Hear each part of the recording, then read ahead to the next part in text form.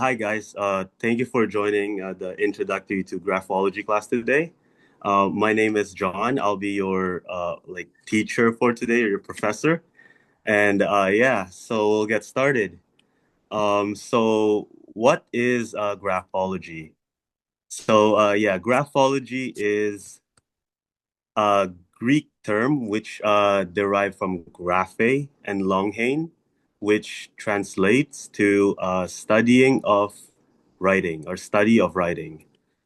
And if you guys can see on the side, there's photos of different types of graphology. If you guys look at the top left corner up there, it's like loner, which is like Y as no slang. And then if you guys look at the very bottom, there's like if they make that little tail that the Y has, they may either be socially selective, healthy physical drives, or exaggerated physical drives, which is that big Y.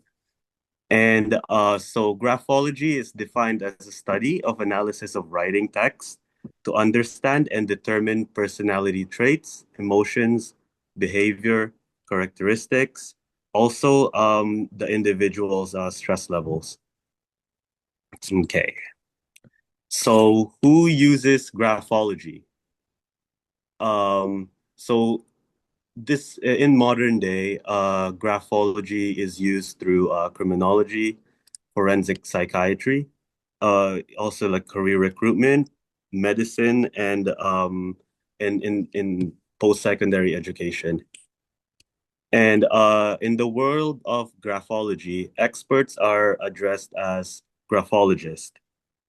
Their main task, which would include examining text, analyzing shape, like analyzing the pressure of the text written, slant, spacing, rhythm, size, format, spelling, and also like how the context of the word is written.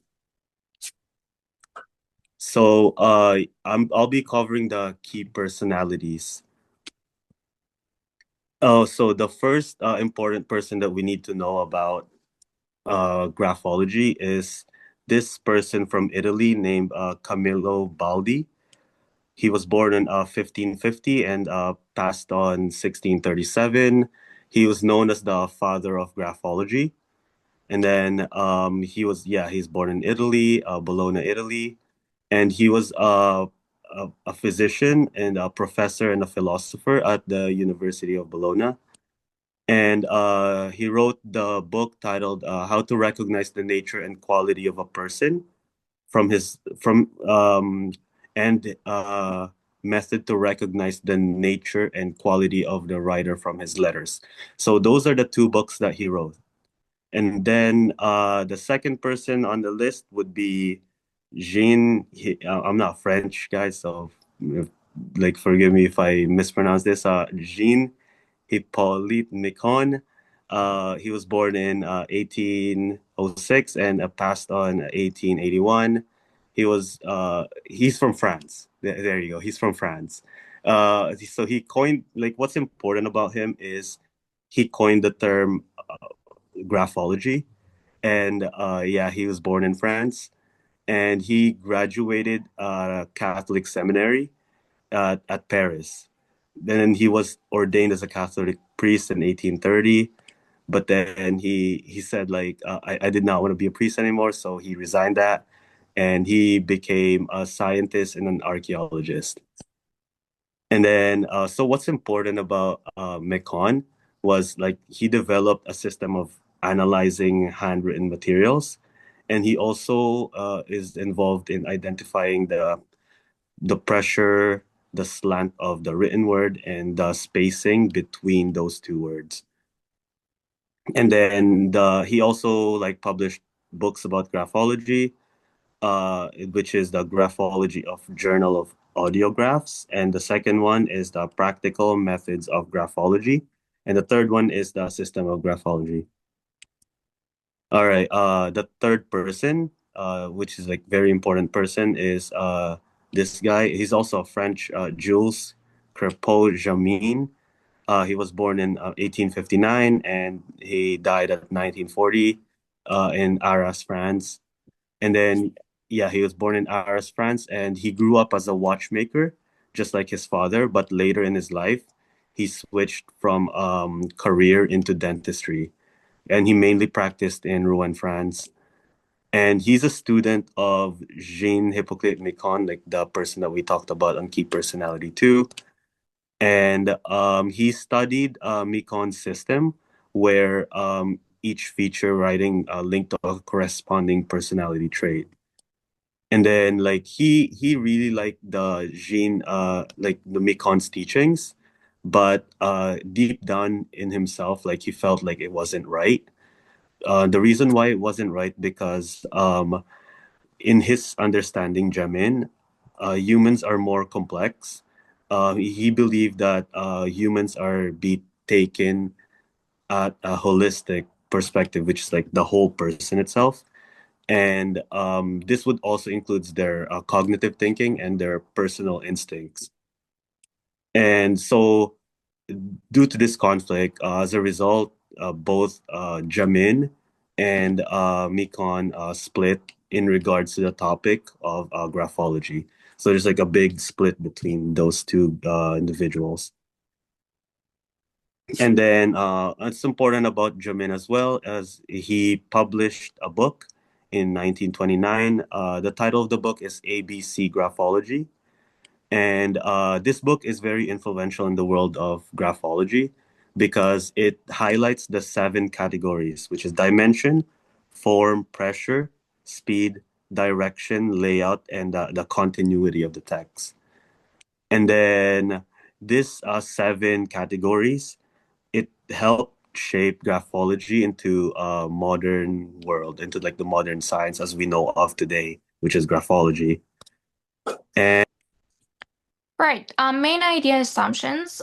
Basically, graphology is the belief that a person's handwriting can show us their inner thoughts, feelings, and personality. They say that because handwriting originates from the brain, it reveals our true selves or on a deep level.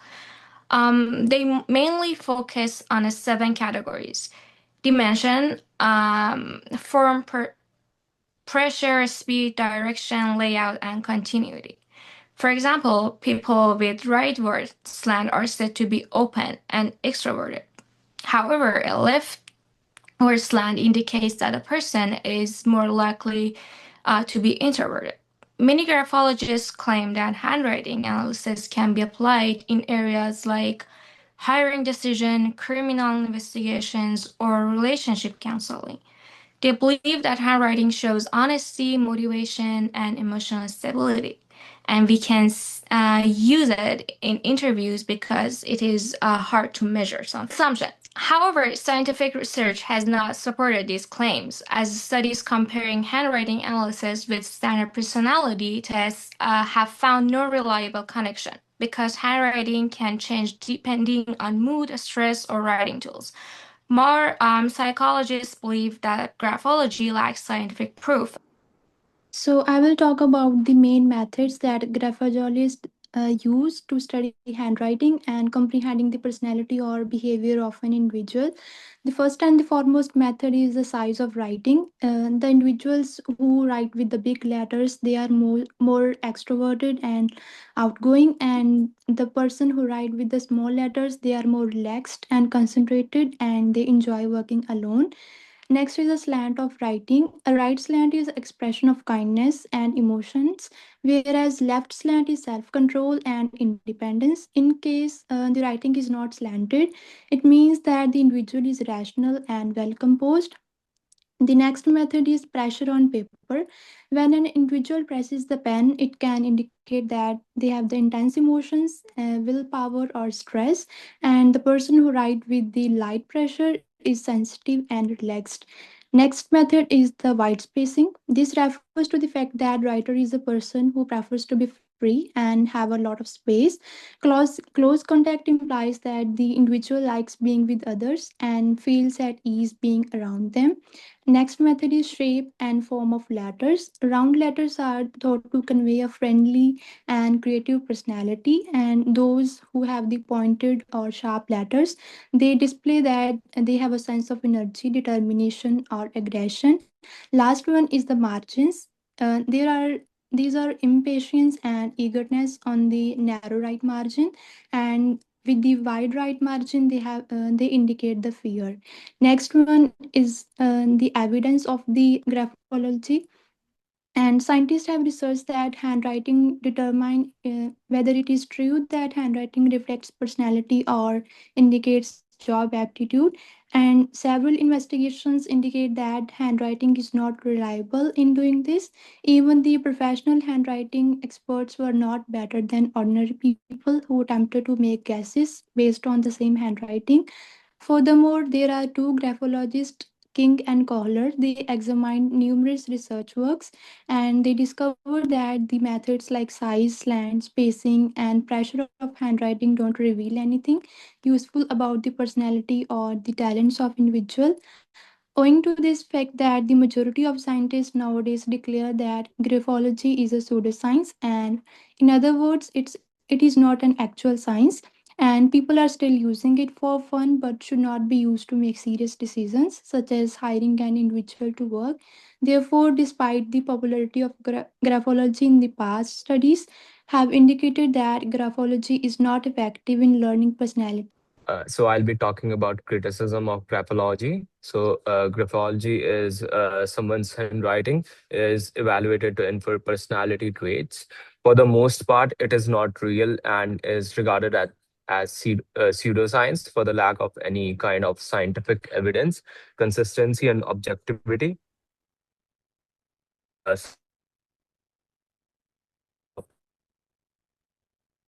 Compare the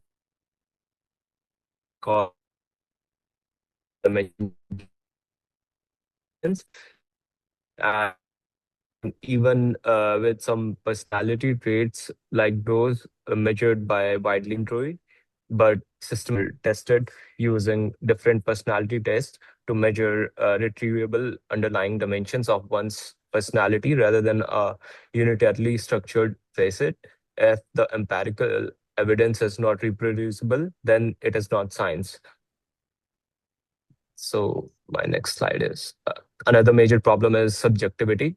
The analysis of handwriting is not at all science, but based mainly on subjective meanings and habits. Accordingly, the practice is inconsistent and confused. Although uncontrolled, studies have claimed that judgments by graphologists are meaningful and stunningly accurate. Controlled experiments have shown no systematic relation between any graphological indicator and personality variables. So, graphology does not fulfill the criteria for falsifiability testing, which is essential to any science, namely coherence. But it claims to so broad and vague that it allows for justifying almost anything after the fact. This makes the theory unfalsifiable. To conclude, we believe graphology is a pseudoscience as there is no reliable scientific evidence to support its claims. While it does have an interesting history and at one point was thought to reveal someone's personality traits, there is no research to show handwriting can accurately show who a person is. There are many different studies that compare handwriting analysis with real psychological tests that have found no consistent connections between someone's personality and their writing style. A person's handwriting can change all the time depending on their mood, stress level, or even the type of pen and paper they use. And that makes it an unreliable method when it comes to trying to understand one's personality. Another big problem with graphology is that it is based on a personal opinion and not facts. Different graphologists can look at the same handwriting sample and reach completely different conclusions, indicating that there is interpretations are not objective or scientific. Real science relies on consistent, clear evidence and has the ability to test and reproduce its results, which is something graphology cannot do. Because of this, most scientists today agree that graphology doesn't meet the standards of a real science. While reading about your handwriting may say While reading what your handwriting may say about you can be entertaining or interesting, it should not be used for anything serious. Overall, the heavy subjectivity, poor consistency, and the lack of scientific evidence all show that graphology is not a reliable way to understand personality. Instead, we should rely on psychological methods and research that have been proven to learn about someone's personality. All right. That's all for today. We're gonna cut it there. Thank you everyone for uh, listening and tuning into our conclusion or to our presentation about graphology.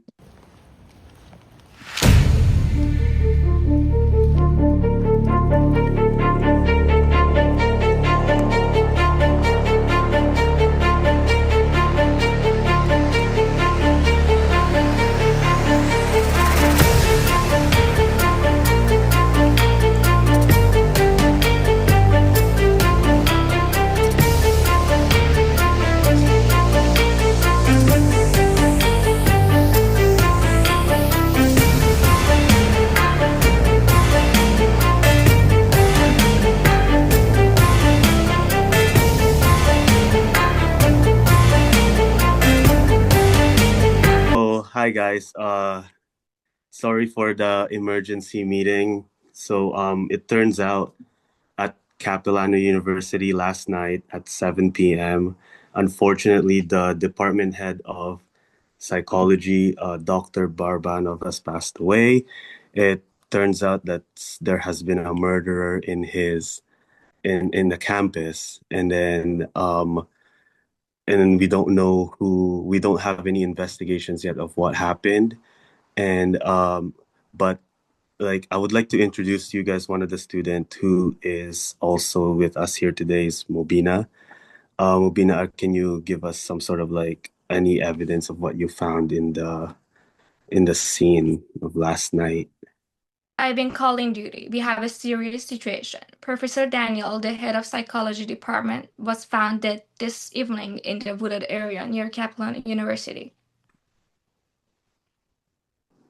A handwritten note was discovered near the body. I'm sharing it with you guys now.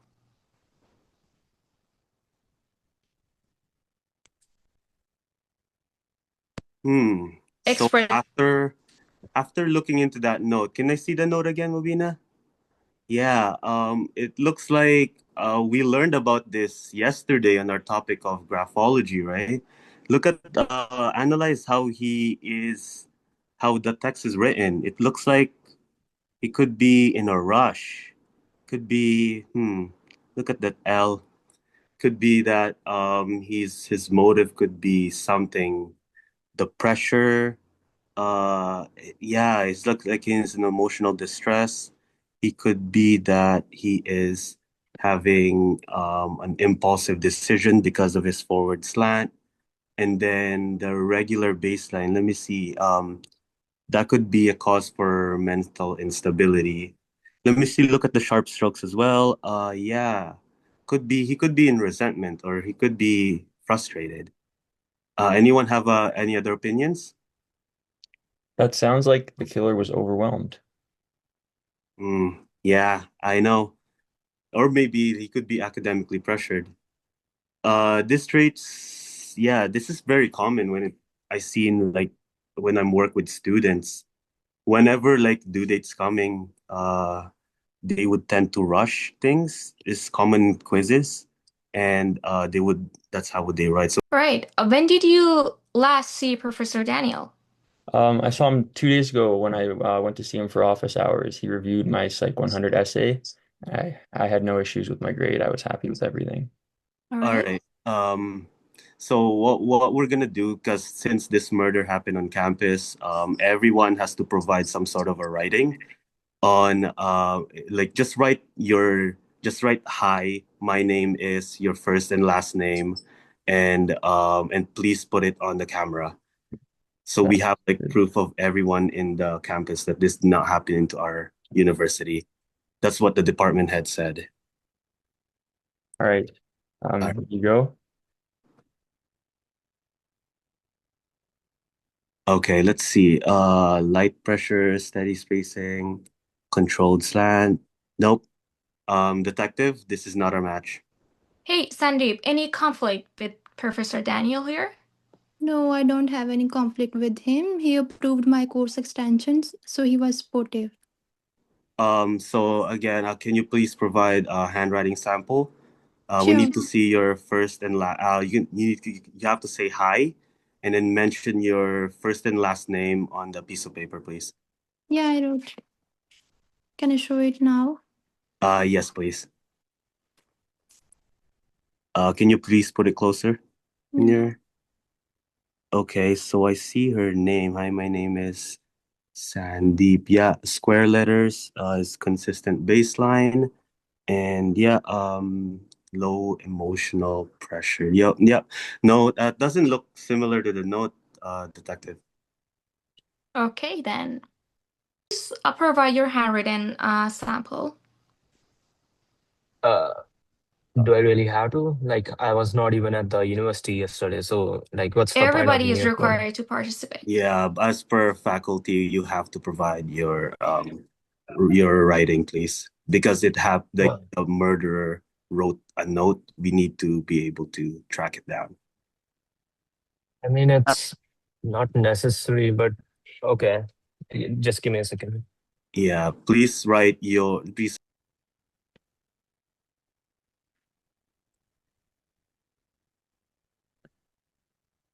There you go. Detective. Let me just The look at match is the... undeniable right now. Yeah, I know. Just look at that emotional. It's heavy. The way he writes it, it's the same thing as the murder.